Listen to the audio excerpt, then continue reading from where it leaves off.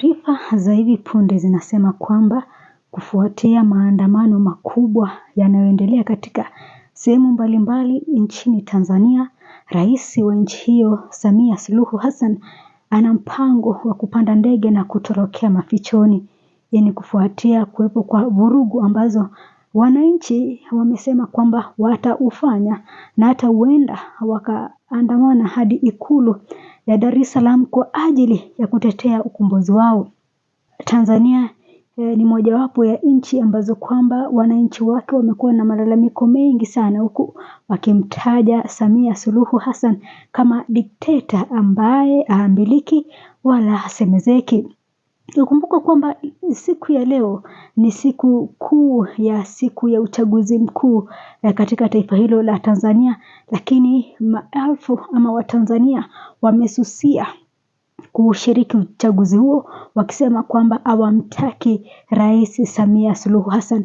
Ukumbuka kwamba Samia Suluhu Hassan aliingia madarakani tu pindi alipofariki aliyekuwa rais wa nchi hiyo John Pombe Magufuli, na kwamba hii ilikuwa ni mara ya kwanza tu kwa Tanzania kumpigia kura Rais Samia Suluhu Hassan, kwa kuwa kiti hicho aliurithi kutoka kwa aliyekuwa John Pombe Magufuli ambaye aliaga dunia.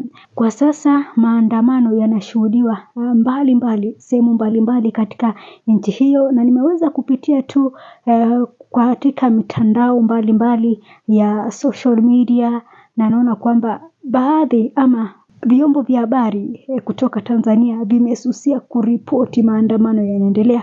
Nafikiri ni kwa kuwa wanahofia kwamba huenda wakanyang'anywa leseni ama vituo hivyo vikafungwa. Maana ukipitia katika page za social media za baadhi za media za Tanzania kama vile Wasafi, kama vile Clouds, nikiangalia kama vile TV na redio mbalimbali hazijihusishi kabisa kutoa ripoti za maandamano zinazoendelea katika nchi hiyo ya Tanzania. So wananchi ambao wapo na ghadhabu, naona wameweza kuteketeza sehemu mbalimbali ya kupigia kura, vituo mbalimbali vya kupigia kura vimeweza kuteketezwa kabisa na kubakia jivu.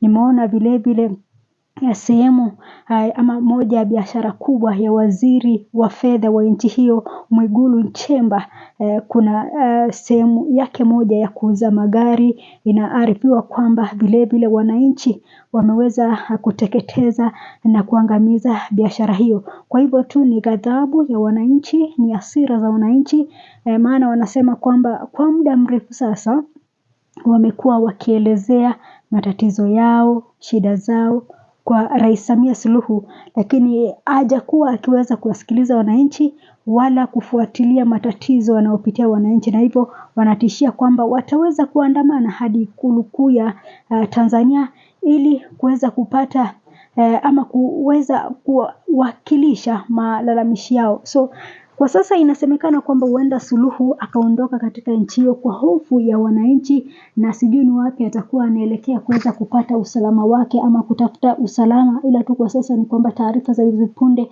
ni kwamba Rais Samia Suluhu Hassan anapanda ndege ili kuondoka katika nchi hiyo ya Tanzania kwa hofu ya kuweza kuandamwa ama kushambuliwa na waandamanaji ambao wameonyesha kuwa na ghadhabu kubwa. Wamesusia kupiga kura, wanateketeza baadhi ya biashara ya wafanyikazi wa serikali, na vile vile wanatishia kufika katika Ikulu kuu ya Dar es Salaam. Mengi zaidi nitakuwa nakupa hapo baadaye, ila tu hii ndio taarifa ya hivi sasa.